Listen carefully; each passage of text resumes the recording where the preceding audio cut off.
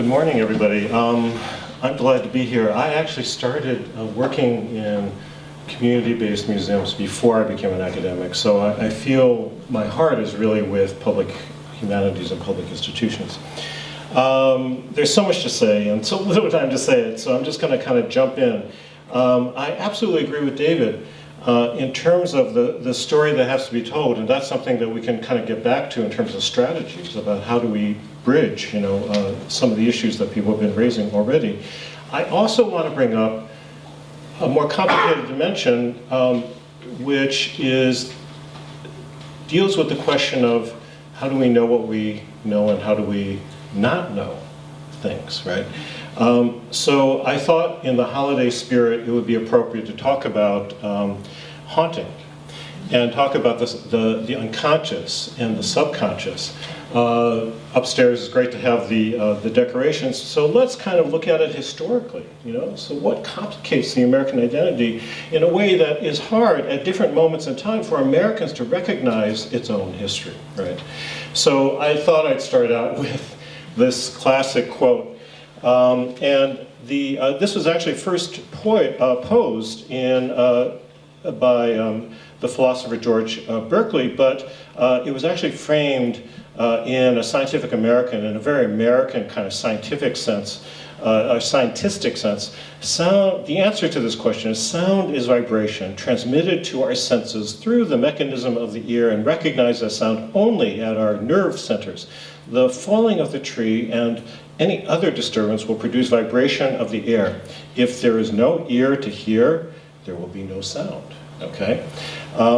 That's interesting, and it kind of raises this question of, well, so if we're not registering, if we're not truly listening, if we're not truly hearing, if we're not able to hear something that's going on, what does that mean? Okay, what does that mean? And that's really the theme that I wanted to explore a little bit.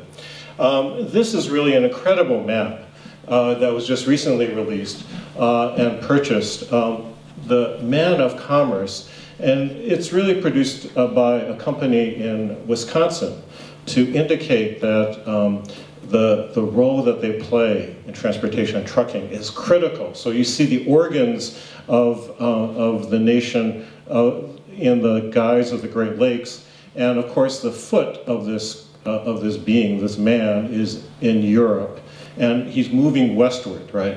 And the circulatory system is really the transportation highways and all that. In many ways, the flip side of that, right? The flip side of that story, and we'll talk about it more, is you have this aggressive moving westward, and we'll talk a little bit about that. A lot of us are familiar with Manifest Destiny and that whole idea. But then there's this also surprise that happens, right? So this cartoon is in some ways a fragment that we don't recognize historically much anymore, in part because Americans don't realize, by and large, that there was such a thing as the Chinese Exclusion Act, and that Congress apologized for it last year. But most people didn't know about the act, so why should the apology be important, right? Who should care, right? So it goes back to this whole question of the tree falling in the forest, and whose ears are attuned to what's going on. This is the John Gast painting, which many of you know. It was actually originally an advertisement for touring the West, and presumably, probably related in some ways to the Homestead Act, and kind of, it was post-Homestead Act, but kind of encouraging people kind of to move westward and to settle westward. And you have very much this kind of identified American sense of the self, right? Through Columbia, floating westward with a book of knowledge and the Star of Enlightenment on her forehead, and the telegraph wire that she's kind of pulling across. And of course you have the railroad and New York City in the background with the ships and trade.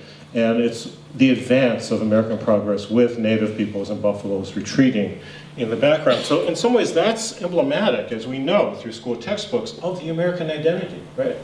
But the side of the American identity that we tend not to, perhaps in civics lessons, think about and identify with is really this political cartoon, which is again part of the Western tradition, part of the American tradition of kind of parody and satire.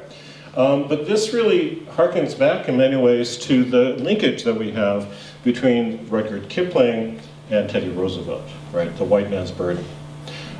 Which is something I'd like us to talk about, but I'll just kind of touch on it here to make that connection, because the connection has to do with not just the British colonial interests in India and other parts of the world, but also its identification increasingly at a certain point in American history with the white man's burden of the American empire as it's emerging in the late 19th century. And of course, the Philippines and the Pacific and ultimately China are entrapped and enwrapped within that. So I thought it was appropriate, being in Detroit, that we should show the Samuel Gomper's pamphlet that was done in 1902. And I think it frames the question that was raised earlier when we were going around of intersectionality, right? It's not just one axis of power and difference, but it's multiple axes, including manhood, American manhood versus Asiatic coolieism, right? But it's also food, right, as it was raised. I mean, so food in terms of meat versus rice. Right now it seems kind of ludicrous now that since so many of us think of rice as something that's as American as anything else, but it wasn't always, right? And these are contested categories, but this was a very powerful, visceral kind of title that was really used in argument for the permanent enactment of the Exclusion Act, and soon thereafter the exclusion of other Asian groups as well. So we have a variation of this American self and the other visually. And it works oftentimes on a deeply unconscious level, because we could say, well, this is The Yellow Claw by Sax Rohmer, who was the author of the Fu Manchu series that were made into films and radio dramas, et cetera, et cetera. But we have constantly this play of the violated white woman in fear of something invading her house. And of course we understand that language now, right? We understand that language if we show it. But oftentimes these images are not shown. We're so embarrassed by them, we kind of hide them in our archives, but they're actually there. So how do we bring them out? Not so much for sheer exploitation or vicarious thrills, but to begin to talk about them, right? These are images that have been kind of hidden away from sight, but they're actually there, and they used to be omnipresent in the popular culture. This is a more explicit version of that, right? So you have the claw connected to the body of this ghastly Chinaman, and of course it's a very effective pulp cover for The Master Detective, in which the beautiful white woman is really in sheer, utter terror. So it's a very effective contrast to the earlier image. And what's interesting is that this story doesn't exist in the actual issue of Master Detective. It was sheerly used as a visual on the cover to attract buyers, and it certainly worked. So if we go back and look at John Gass' painting, and I'm showing this as actually an archival photograph with the color corrections on the side of the actual small painting itself, in some ways to begin to expose what's behind the image, right? How do we understand the context, the moment of creation of an image like this, and not simply look at it at face value, but to begin to get at kind of the archival dimensions, its history of usage over time, and also the fact that it is a material object that needs to be unpacked, right? So there are many different dimensions of what is actually here. But it's also revealing in some ways the play of the self and the other, right? That the various slides that I've been showing begin to kind of unpack. So in some ways this isn't really any different than this slide, right? It's really, in some ways, on a visual level, the deeper text and the deeper meaning is actually quite comparable. Speaking of eating and food, right? There's also this notion of the immigrant being of devouring the country, right? And the voraciousness of the process. And here you see supposedly the Irish caricature on the left, devouring the head of Uncle Sam from the East Coast. And of course the club-footed, grotesque Chinaman with this rat-like queue of hair devouring the feet of Uncle Sam. And ultimately, the Chinaman wins out because he devours the Irishman as well, right?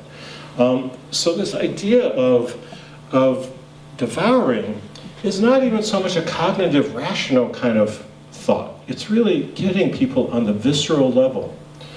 So how these stereotypes and racism actually appeals and actually effectively works is on that gut level, right? And many people now increasingly, neuroscientists, are recognizing that the gut, Richard Schechner, who's a theater theorist and avant-garde theater practitioner at NYU, talks about, for actors, the gut-snout system. Okay, now that's a very kind of, gut-snout system, what is that? But he's talking about the system from the nose to the mouth, down through the front of the body, down to the scrotum. And he's really saying this is, and what neuroscientists are saying is that this is the second brain, right? This is how we experience things both on a gut level, so to speak, but also on a cognitive level. We have embodied knowledge. It's not all just contained in this gray matter up here, but we have embodied knowledge. So this visceral reaction that's being appealed to through the visual unconscious is actually quite powerful. And unless we recognize this, we still tend to skim on the surface of how to deal with and how to handle these kinds of issues. And by doing that, we tend to then miss the fact that racist violence and misogynism and other kinds of actions against people who are othered is constantly justified through that visceral, cognitive, and gut kind of logic, right?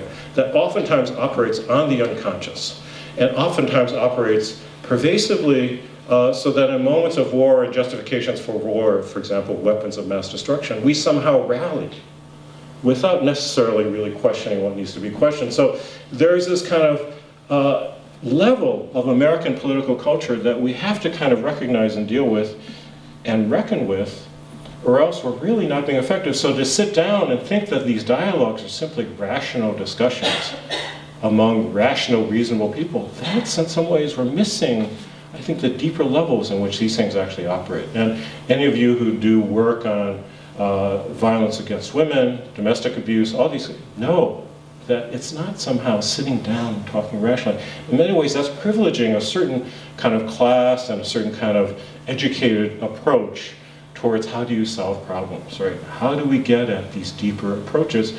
And in some ways, I think our public institutions creating spaces, not just for dialogue, but performative, interperformative unpacking is critical. Dialogue, again, in some ways implies too much of a rationalist, disembodied, kind of top-down, head-to-body kind of approach. Somehow that if we think it, our bodies will follow. But in fact, oftentimes our bodies really have that visceral reaction encoded into them. And the mind oftentimes follows the body, right? Follows the second brain. Whatever the mind is, the brain follows the second brain. I don't know, it's hard to talk about this, but I think we need to figure out the language in which we can get at these deeper phenomena more easily. So we return to the haunting, right? The hauntedness. We know through our own lives and through looking at, let's say, the Salem witch trials, and maybe elements of kind of repressed Puritan culture, right? That by repressing that, by disowning the other within, we also tend to project an other outside, right? So that fear and paranoia are deeply connected, and that this issue of American identity, the unconscious, the subconscious dimensions of that, are as important for us to reckon with and deal with as, in many ways, the important, explicit, on the surface, empirical kinds of arguments that we can make about immigration as well. So let me end there, but I just wanted to kind of open up this dimension of things for our discussion. Thank you very much.